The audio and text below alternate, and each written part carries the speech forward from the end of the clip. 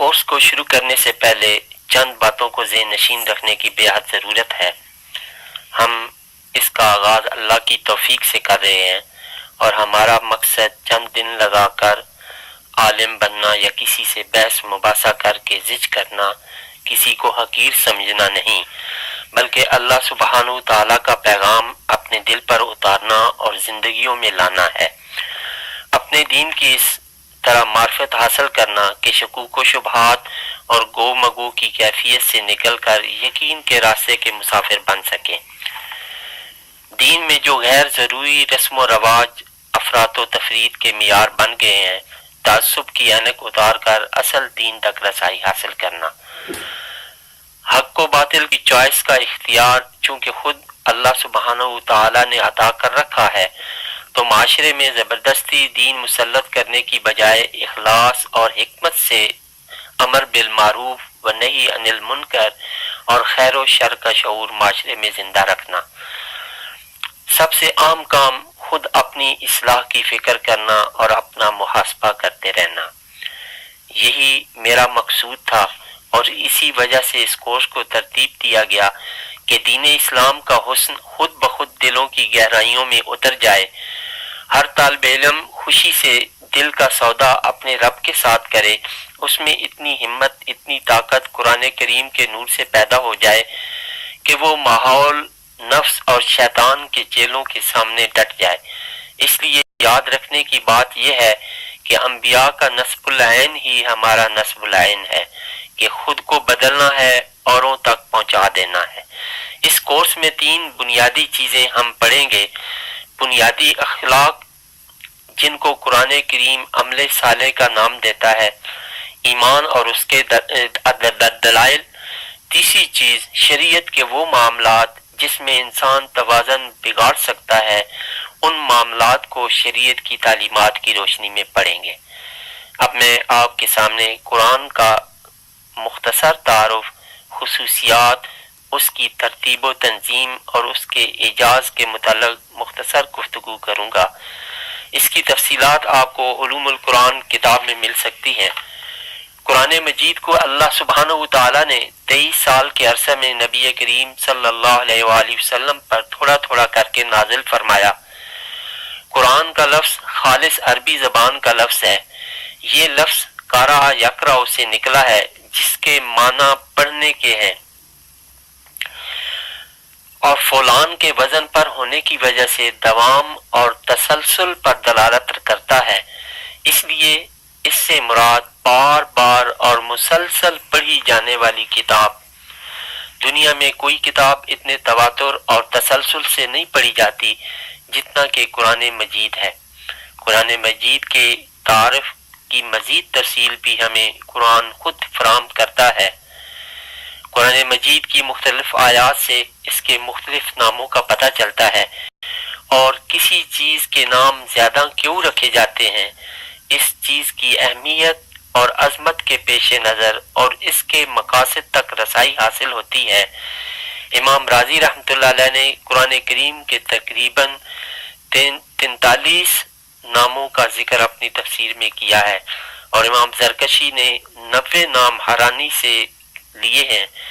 چند نام تبرکن ذکر کرتا ہوں: قرآن، فرقان، کتاب، ذکر، تنزیل، حدیث، موعظہ، تذکرہ، ذکرہ، بیان، ہدا، شفا، حکم، حکمت، حکیم، محیمن، ہادی، نور، رحمت۔ جیسے فرمایا ذالک الکتاب لا ریب فیہ ھدی للمتقین، شہر رمضان الذی انزل فیہ القرآن، اس میں قرآن کے نام کا ذکر ہے۔ برہان، یا ایھا الناس قد جاءکم برہان من ربکم، اس آیت طیبہ میں برہان کا نام ذکر ہے۔ قد جاءکم من اللہ نور و کتاب مبین، بے شک تشریف لایا تمہارے پاس اللہ کی طرف سے ایک نور، مصدق و مہیمن، وَأَنزَلْنَا إِلَيْكَ الْكِتَابَ بِالْحَقِّ مُصَدِّقًا لِمَا بَيْنَ يَدَيْهِ مِنَ الْكِتَابِ وَمُهَيْمِنًا عَلَيْهِ۔ جس طرح قرآن مجید سے ہی ہمیں قرآن مجید کا تعارف حاصل ہوتا ہے، اسی طرح ایک دوسرا ذریعہ احادیث نبی صلی اللہ علیہ وآلہ وسلم ہے۔ سنن ترمذی کی حدیث میں نبی کریم صلی اللہ علیہ وسلم نے قرآن مجید کا تعارف یوں کروایا: خبردار رہنا، ان قریب فتنے اٹھیں گے۔ صحابہ نے عرض کی: یا رسول اللہ صلی اللہ علیہ وآلہ وسلم، ان سے کیسے بچا جا سکتا ہے؟ آپ صلی اللہ علیہ وسلم نے فرمایا: اللہ کی کتاب سے، جس میں جو کچھ تم سے پہلے ہوا اس کی خبریں ہیں اور جو بعد میں ہوگا اس کی خبریں بھی موجود ہیں۔ جو تمہارے درمیان اختلاف ہوگا اس کا فیصلہ بھی ہے۔ یہ فیصل کتاب ہے، جو مغرور اسے ترک کرے گا اللہ اسے توڑ دے کر رکھ دے گا، جس نے اس کے علاوہ کہیں اور سے رہنمائی لی اسے اللہ بھٹکا دے گا۔ یہ قرآن اللہ کی مضبوط رسی ہے اور بڑا حکیم معنی ذکر ہے، اور یہی سیدھا راستہ ہے۔ یہی قرآن ہے جس سے خواہشات ٹیڑھی نہیں ہوتی، نہ ہی زبانی لڑکھڑاتی ہیں۔ علماء اس سے کبھی سیراب نہیں ہوتے اور نہ ہی یہ بار بار پڑھنے سے پرانا لگتا ہے۔ اس کے عجائب نہ ختم ہونے والے ہیں۔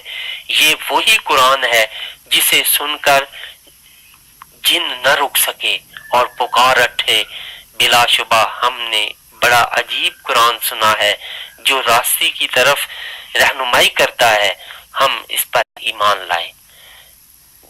سورہ جن کی یہ آیت کا ترجمہ میں نے پیش کیا۔ جس نے قرآن کے مطابق بات کہی اس نے سچ کہا، اور جس نے اس کے کہے پر عمل کیا اس نے اجر پایا، اور جس نے اس کے مطابق فیصلہ کیا اس نے انصاف کیا، اور جس نے اس کی طرف بلایا اسے صراط مستقیم کی راہ دکھا دی گئی۔ امام بخاری روایت فرماتے ہیں کہ حضرت عثمان بن عفان رضی اللہ تعالی عنہ نبی کریم صلی اللہ علیہ وسلم نے فرمایا: تم میں بہترین شخص وہ ہے جو قرآن مجید کا علم حاصل کرے اور لوگوں کو اس کی تعلیم دے۔ قرآن مجید کی کتاب اللہ کی نازل کرتا ہے، اور یہ بذریعہ وحی آپ صلی اللہ علیہ وسلم پر نازل ہوا۔ وحی کی دو اقسام ہیں، ایک وحی مطلوب اور دوسری وحی غیر مطلوب۔ وحی مطلوب سے مراد قرآن مجید ہے جس کی تلاوت کی جاتی ہے۔ یہ اللہ رب العزت کا نازل کردہ ہے اور اس میں کسی کو اختیار نہیں۔ اس کی حفاظت کا ذمہ بھی خود رب کائنات نے لیا ہوا ہے۔ یہ چاہے نماز کی حالت میں پڑھا جائے یا اس کے بغیر، دونوں صورتوں میں عبادت اور باعث اجر و ثواب ہے۔ وہی غیر مطلوب قرآن مجید کا حصہ نہیں ہے اور نہ ہی اس کی تلاوت کی جاتی ہے۔